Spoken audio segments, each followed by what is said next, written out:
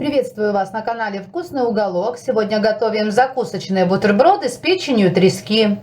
Для этого нам потребуется 1 багет, печень трески, у меня в банке 230 грамм, 3 яйца, 100 грамм любого твердого сыра, 2 зубчика чеснока, пару столовых ложек майонеза, небольшой пучок укропа и зеленого лука. Для начала нам нужно наш хлеб порезать на кусочки. Можно порезать вот так вот ровненько, можно немножечко наискосок, как вам больше нравится.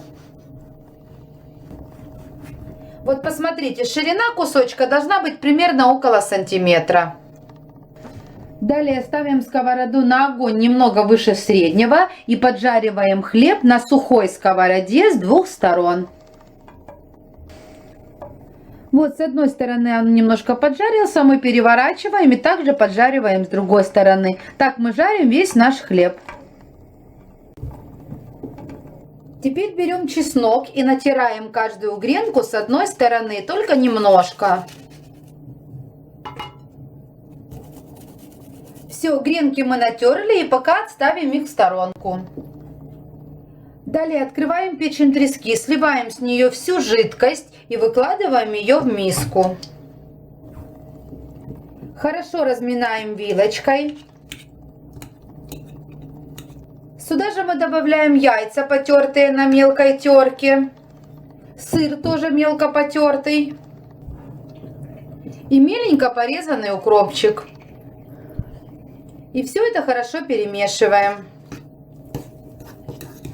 Вот посмотрите, видите, у нас такая сухая масса получается. Для этого, чтобы она стала более мокрая, нам нужно добавить майонез. Я буду добавлять по одной ложке и перемешивать, чтобы видеть, когда мне остановиться. Я добавила 2 столовые ложки майонеза. Вот такая масса должна получиться, не густая и не жидкая. Теперь на этом этапе вам нужно это все попробовать. И если вам мало соли, то можете присолить. Но в принципе печень трески достаточно соленая. Далее мы берем гренки и выкладываем на них вот этот вкусный получившийся салатик. Вот так, видите?